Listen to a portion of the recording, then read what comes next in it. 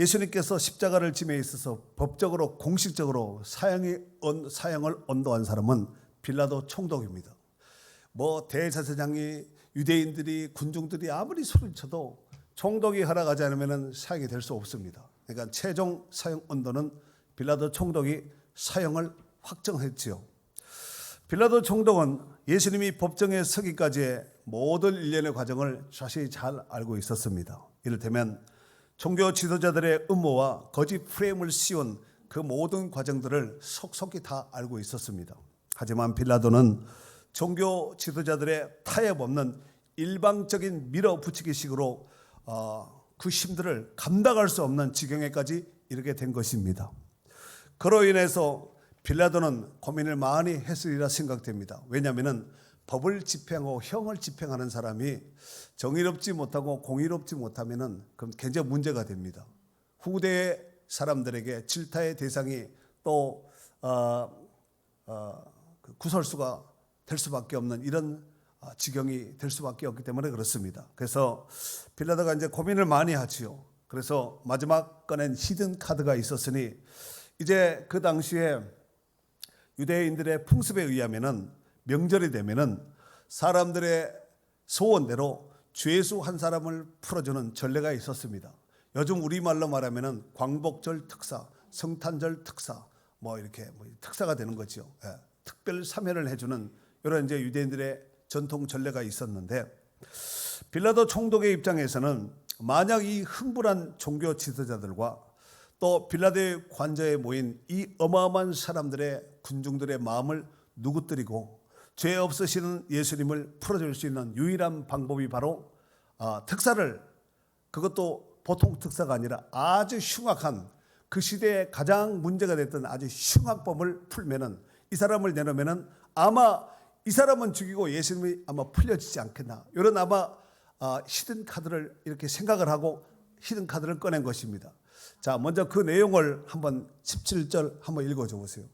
그들이 모였을 때에 빌라도가 물어 이르되 너희는 내가 누구를 너희에게 놓아주기를 원하느냐, 바라바냐 그리스도라 하는 예수냐 하니. 자, 총독 빌라도가 묻습니다. 너희는 내가 누구를 너희에게 놓아주기를 원하느냐, 바라바냐 아니면은 그리스도라 하는 예수냐, 제안을 했습니다. 총독이 이렇게 제안을 한 것은 틀림없이 군중들이 바라바를 죽이라고 할 것이다, 예수는 놓아줄 것이다, 이런 생각을 가지고 지금 이제 제안을 한 거예요. 그런데 이 빌라도가 이렇게 제안을 한 것은 예수님은 죄가 없고 종교 지도자들과 또 군중들의 시기로 인해서 예수님을 사형에 처할 수밖에 없는 이 자리까지 오게 된 것을 빌라도가 잘 알고 있었다고 아까 말씀드리지 않았습니까?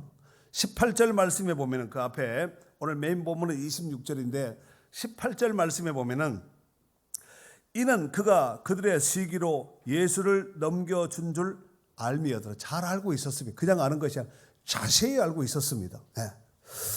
이에 빌라도가 군중들에게 또다시 두 번째 제안을 합니다. 21절서부터 23절까지 한 번 더 읽어주세요.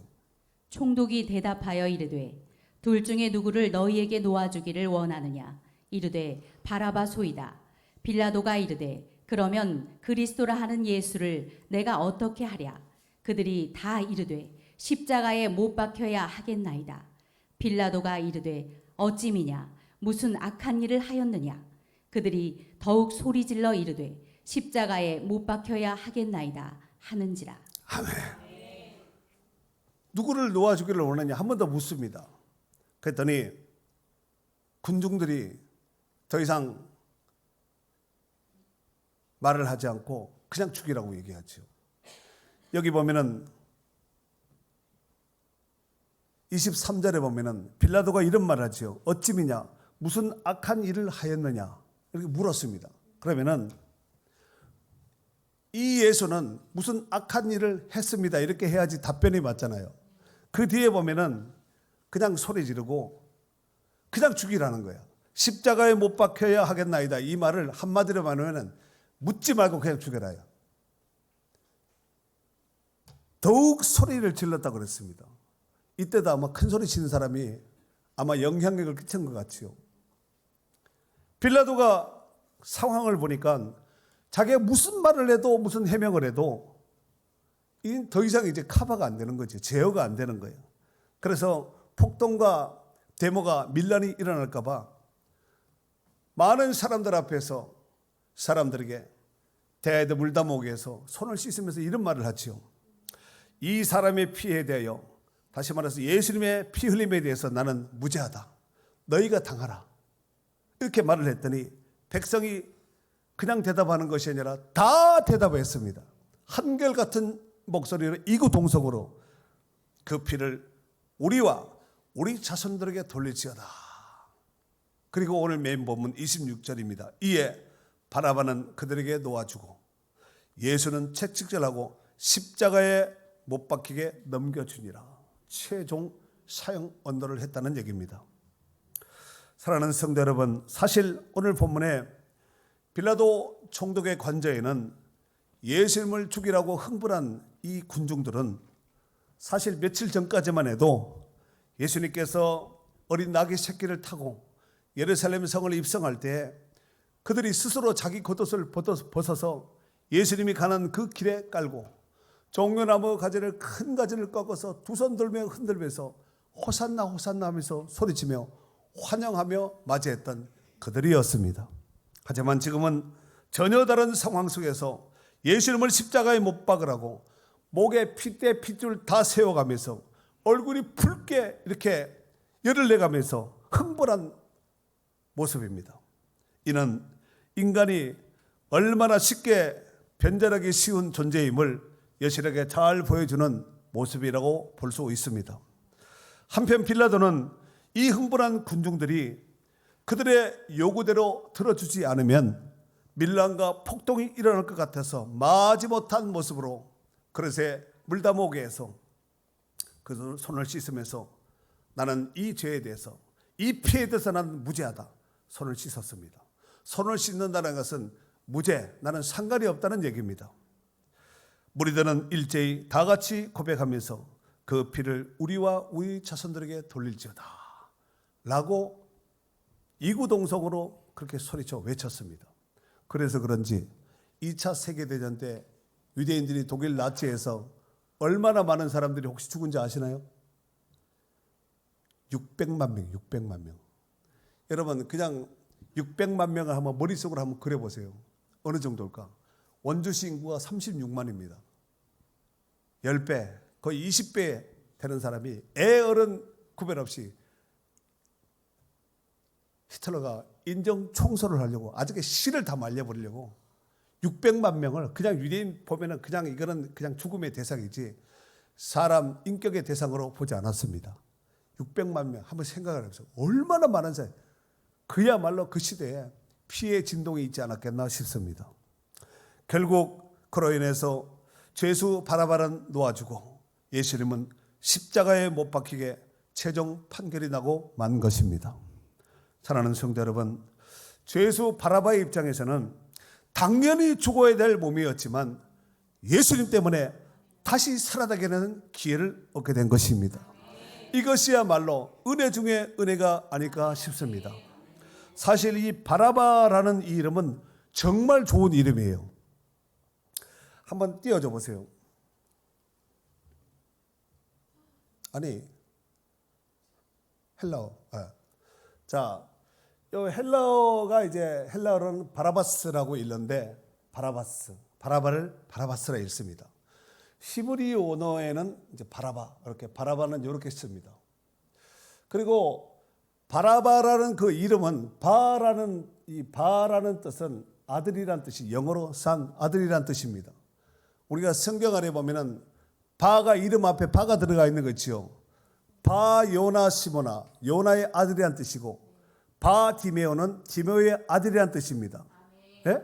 오늘 여기 바라바는 라바의 아들이란 얘기예요. 쉽게 말해서 그 라바에 해당되는 것은 아바인데 아바라 읽는데 아버지란 뜻이에요.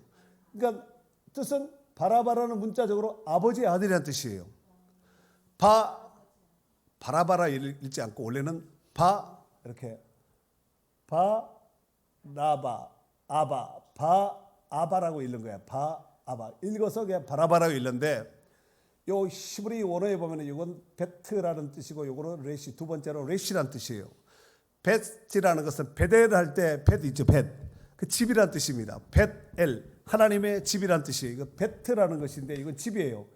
이거는 레시라고, 두 번째 거 레시라고 읽는데 머리란 뜻입니다.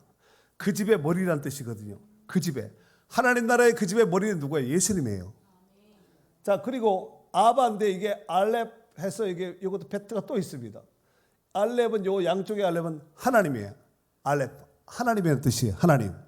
그래서 그 집에 머리 대신 예수님으로, 예수님에 대해서 머리 대신 예수님에 대해서 그 집에 거하게 된 자.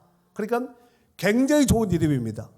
음력을 하면, 문자적으로 하면은 아버지의 아들이라는 뜻입니다. 좋은 이름이거든요.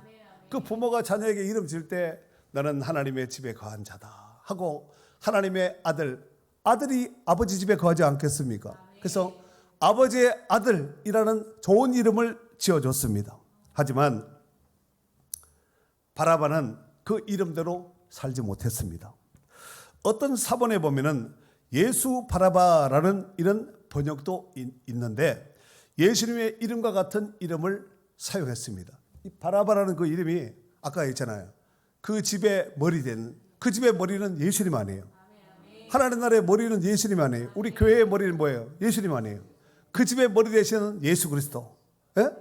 그래서 결국은 그분으로 해서 우리도 그 집에 거하는 자가 되었다는 거야. 한편 마태는 예수 바라바와 아까 번역에 예수 바라바라는 그 번역도 있었다 그랬잖아요. 아까 바라바라는 번역이 다른 번역에는 예수 바라바 이런 번역이 있었는데 마태는 오늘 마태복음을 기록한 이 마태는 예수 바라바와 확실하게 구분하기 위해서 17절 하반절에 보니까 그리스도라 하는 예수라고 기록을 해놓고 있습니다. 그러니까 예수 바라바와 그리스도 예수는 다르다는 얘기예요. 한편 바라바는 그 이름처럼 자랑스러운 아버지의 아들로 살지 못했습니다. 오히려 성경에는 이 바라바에 대해서 어떻게 성경에서 기록을 하고 있냐면은 예를 들어서 오늘 이제 마태복음 27장 16절에 보면은 26장 16절, 27장 16, 오늘 본문이 담겨져 있는 16절 그 앞에 보면은 그때에 바라바라 하는 유명한 죄수가 있었는데 죄수라고 소개합니다. 그 다음에 누가복음 23장 19절에는 이 바라바라는 성중에서 일어난 밀란과 살인으로 말미암아 옥에 갇힌 자라라. 밀란과 살인, 밀란은 폭동을 일으킨 자, 그 다음에 살인은 살인자라는 얘기입니다. 그 다음에 요한복음 18장 40절에 보면은 그들이 또 소리질러 이르되 이 사람이 아니라 바라바라 하니 바라바는 강도였더라 그랬습니다. 여러분, 죄수, 밀란, 살인자, 강도, 이게 바로 바라바의 모습입니다. 여기서 유명한 죄수, 아까 16절에 그때 바라바라는 유명한 죄수가 있었는데 그렇지요. 이 유명한 죄수라는 이 단어가 헬라어로 에피세모스라는 단어를 쓰는데 뜻은 소문난, 그 다음에 악명 높은 이런 뜻을 가지고 있습니다. 이러보건대 바라바는 악명 높은 아주 흉악한 범죄인이었다는 것을 알 수가 있습니다. 제가 설교를 준비하면서 바라바라는 인물을 제가 궁금한 거예요. 어떻게 생겼을까요, 이놈이? 그래서 제가 챗 GPT에게 바라바라는 인물에 대해서 좀 더 자세히 알려달라고 한번 물어봤어요. 그랬더니 챗 GPT가 문자로 그 얼굴에 대해서, 그 모습에 대해서 GPT가 이렇게 소개했습니다. 첫 번째, 피부색은 중동계 유대인 특유의 햇빛에 그린 올리브빛 피부를 가진 자. 그 다음에 두 번째, 머리카락은 길고 거칠게 자란 검은 곱슬머리에다가 어쩌면은 머리띠를 하고 있을 것이다. 세 번째, 그 눈빛은 날카롭고 불안한 눈빛, 그리고 오랫동안 감옥 생활에 갇혀 피로와 분노가 느껴질 정도의 분위기를 가진 눈빛. 그 다음에 수염은 덥수룩하고, 중동 사람들 덥수룩하잖아요. 그 다음에 다듬어지지 않는 짙은 수염을 가진 자. 그 다음에 코와 턱선은 뚜렷하고 강한 인상, 전형적인 셈족의 얼굴형을 하고 있었을 것이다. 그 다음에 표정은 체념과 분노가 동시에 얽힌 복합적인 표정을 하고 있고, 그런 죽음을 기다리는 중에 갑작스럽게 풀려난 인물이라고 소개하고 있습니다. 마지막으로 옷차림은 죄수복이나 누더기 옷을 입고 로마 군인에게 채찍을 맞은 자국이 선명하게 남아있는 이런 옷차림을 하고 있었을 것이다. 제가 그걸 보면서 많이 공감이 됐어요. 그래서 제가 한 번 더 챗GPT에게 한 번 더 물었습니다. 그러면은 이 지금까지 표현한 이 글로 표현한 것을 얼굴로 사진으로 한번 보여달라고 그랬어요. 얼굴로 사진으로 한번 보여줘 했더니 이런 사진이에요. 제가 아까 설명했지요. 피부색, 머리카락, 그 다음에 머리띠, 그 다음에 눈빛, 수염, 코, 턱선, 표정, 옷차림 딱 아주 정확하게 기가 막히게 이렇게 탁 보여준 거예요. 여러분, 이 사람을 보니까 어떻게 착한 사람 같이 보여요? 아니면은 좀 한 인물 한 범죄 하는 사람처럼 보여요? 여러분, 일생에 이런 사람 만나지 마셔야 됩니다. 이에 반해서 우리들의 영원한 인자의 표본이고 선한 목자 되시는 예수님은 그 당시 최고의 흉악하고 악바리 같은 이 바라바보다가 종교 지도자들, 대제사장들, 장로들, 군중들에 의해서 이 흉악하고 포악하게 생긴 이 바라바보다가도 더 못한 취급을 받으셨습니다. 이사야 53장 3절에 보면은 그런 멸시를 받아 사람들에게 버림받았으며 강고를 많이 겪었으며 질고를 아는 자라, 마치 사람들이 그에게 얼굴을 가리는 것 같이 멸시를 당하였고 우리도 그를 귀히 여기지 아니하였도다 그랬습니다. 여러분, 바라바의 흉악하고 공포스러운 분위기는 자기 자신이 만든 얼굴입니다. 자기가 죄짓고 범죄하고 폭동하고 밀려가고 사람 죽여서 스스로 만든 얼굴이에요. 그러나 예수님의 십자가에서 당한 그 고난의 얼굴은 저와 여러분들의 죄로 인해서 만든 흉악한 얼굴이 된 것입니다. 사진 한번 보여줘 보세요. 십자가를 지시고 골고다 언덕으로 오르신 예수님, 또 십자가에 달리신 예수님. 여러분, 어쩌면은 저 모습 보다가 우리 예수님이 더 심각한 상태로 그 몸이 망가질 수도 있었습니다. 이 사진 보다가 더 심각하게 망가진 몸이라면은 진짜 찢어진 걸레, 더 이상 쓸 수 없는 걸레도 어느 정도 걸레지 더 이상 쓸 수 없는 이런 걸레짝처럼 온몸이 만신창이 같이 찢어진 것입니다. 사실 예수님의 고난의 얼굴은 저와 여러분들이 당해야 될 그 얼굴이었습니다.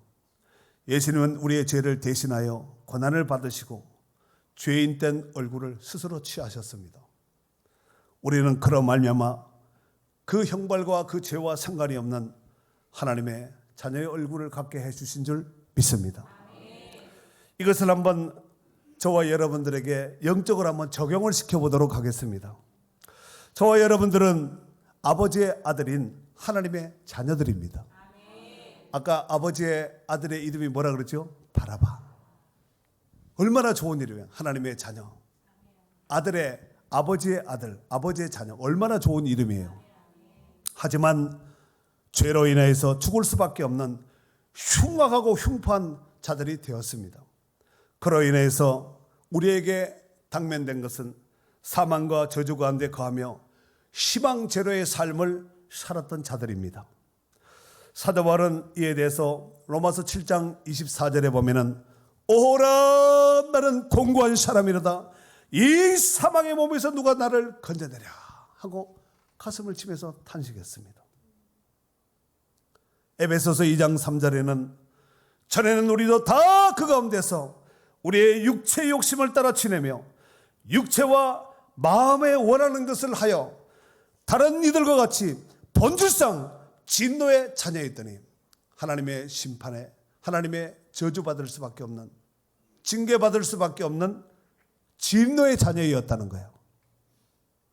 오늘 본문의 바라바는 죽을 수밖에 없는 몸이었지만 예수 그리스도로 말미암아 예수 그리스도 때문에 진정한 바라바의 삶인 아버지의 아들의 삶을, 자유자의 삶을 누리게 된 것입니다. 이와 같이 저와 여러분들도 아버지의 아들인 독생자 예수 그리스도로 말미암아 다시 살아나게 된 줄 믿습니다. 그 아버지의 아들은 바라바는 사람을 살리지 못하고 죽이고 살인하고 강도짓을 했지만 하나님의 아들 독생자 예수 그리스도는 우리 죄를 대신해서 우리를 살린 생명의 주가 되신 줄 믿습니다. 그로 말미암아 희망 제로의 상태에서 영생의 소망을 갖게 되었고 하나님의 사랑받는 보배롭고 존귀한 사랑받는 존재가 된 줄 믿습니다. 사랑하는 성도 여러분, 이제 예수 그리스도로 말미암아 다시 살아난 자로서 우리는 어떠한 삶을 살아야 될 것일까? 제가 가끔씩 영어 쓰잖아요. How to live. 어떻게 살아야 될 것인가? 바라바라는 그 이름대로 아버지의 자녀로서 부끄럽지 않는 자랑스러운 하나님의 자녀가 되어야 될 줄 믿습니다. 로마서 8장 13절에 보면은 너희가 육신대로 살면 반드시 죽을 것이로되 영으로서 몸의 행실을 죽이면 산다 그랬어요. 육신대로 살면은 100% 죽습니다. 이게 뭐야? 지옥 간다는 얘기예요. 사망 가운데, 저주 가운데 거한다는 말씀입니다. 그러나 영으로서 몸의 행실을 죽이면 산다는 거예요. 베드로전서 4장 2절에 보면은 이후로는 다시 사람의 정욕을 따르지 않고 전에는 사람의 정욕을 따라 살았으나 이후로는 다시 사람의 정욕을 따르지 않고 하나님의 뜻을 따라 육체의 남은 때를 살게 하려 함이라. 육체의 남은 때를 전에 정욕대로 살았던 육신의 정욕과 안목의 정욕과 이생의 자랑을 따라서 이렇게 살았던 그런 삶이 아니라 남은 육체의 때를 하나님의 뜻을 이루며 살아가는 축복의 성도들이 되어야 될 줄 믿습니다.